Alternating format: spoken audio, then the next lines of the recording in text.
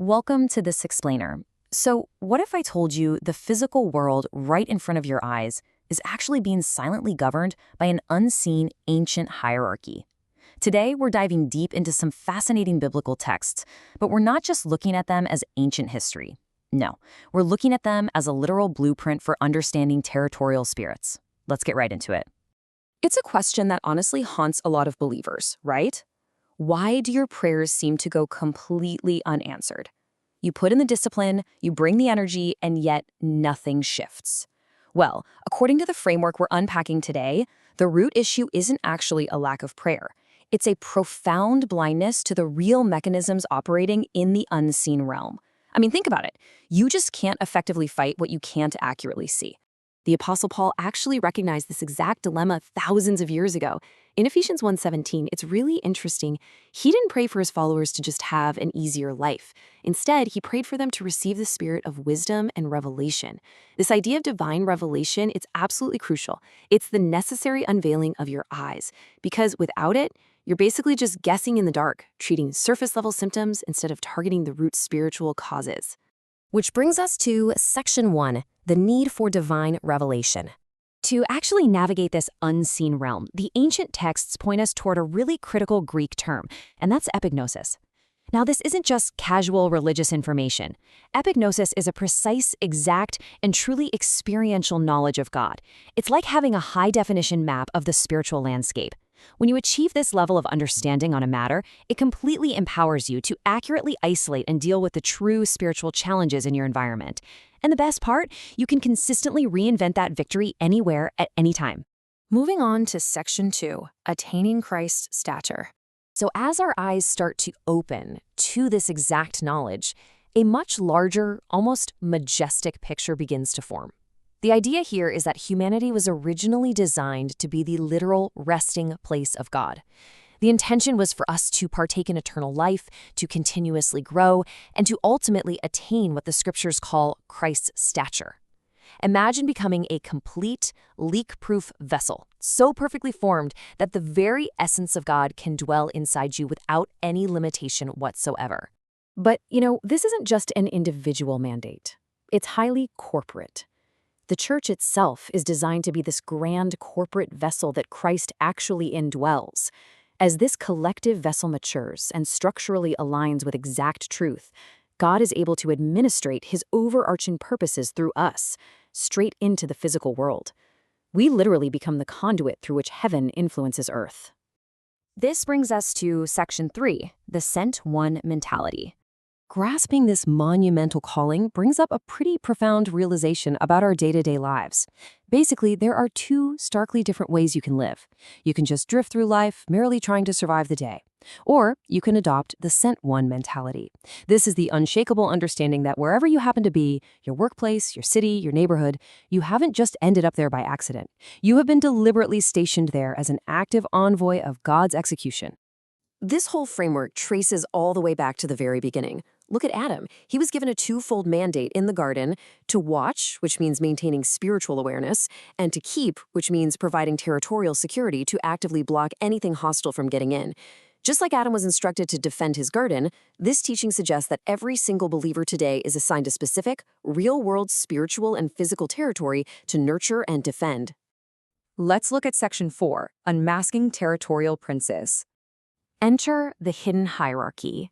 If God operates territorially through yielded human vessels, we have to understand that the enemy violently mirrors this exact same strategy. A territorial prince is a high-ranking demonic spirit that exerts deep control over a specific spiritual or physical space. We are not talking about minor annoyances here. These are ancient, powerful entities asserting dominance over distinct regions, cities, and even institutions, operating totally in the shadows to dictate the spiritual atmosphere. To really exercise spiritual discernment, you have to understand a crucial distinction. Princes are the policy formulators. They decree the dark mandates over a region. Maybe it's a regional propensity for sudden violence, or maybe a cycle of deep corruption. The smaller demons, known as minions, well, they don't have the authority to create policy. They are merely the executors. They're basically the foot soldiers sent out to enforce the prince's decree in the daily lives of everyday people. To put the sheer scale of this invisible enforcement into perspective, consider the biblical account of the Gadarene demoniac. The text describes him as being possessed by a legion. Now, in Roman military terms, a legion was a unit of roughly 6,000 soldiers. This framework points out that this was 6,000 spirits stationed to guard just one single territory, actively preventing any light from entering their domain. I mean, the scale of this unseen occupation is absolutely immense. So, how do thousands of minions actually go about enforcing a prince's policy? Well, their strategies are incredibly insidious. They invade daily thoughts and physical appetites. They force entire cities into this exhausting regional rat race, keeping people so physically and spiritually drained that they literally have no energy left to be vigilant. And, most dangerously, they mask their presence behind natural human ambition and cultural norms. This ensures the territory remains completely subjugated without its inhabitants ever even realizing they're being steered. And that leads us into Section 5, exercising kingdom authority. Faced with this chilling hidden hierarchy, how do we respond? The answer lies in very precise, exact spiritual engagement. First up, you have to develop profound spiritual discernment. This requires understanding the very real difference between accurate facts and spiritual reality.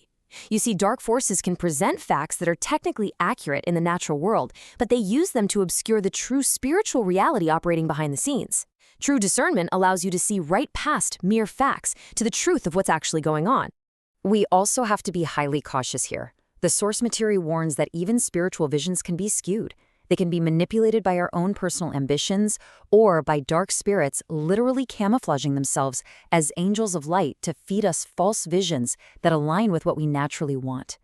Because of this, a deep, internal, grounded foundation of biblical truth absolutely must be the ultimate judge of any spiritual experience you have.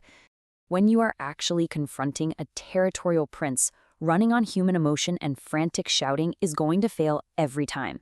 The teaching heavily emphasizes this point.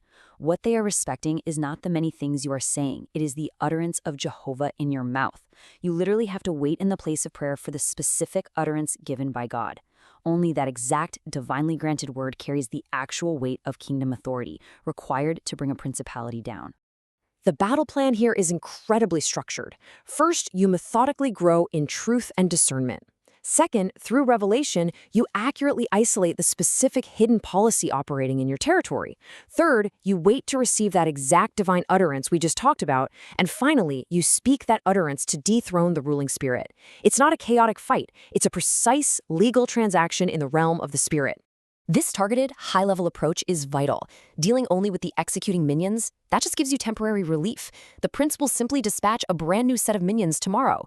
But once the territorial prince actually falls, their entire infrastructure collapses.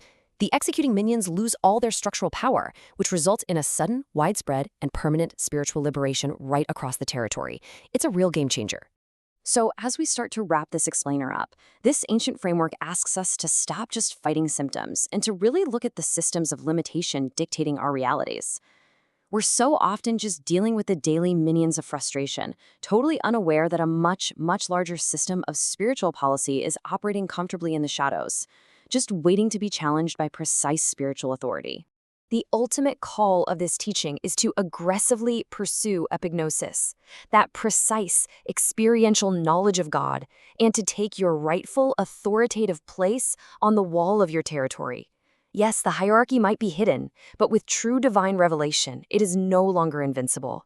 So I want to leave you with this to think about. What unseen spiritual policies are currently operating completely unchallenged in your city, your workplace, and your family?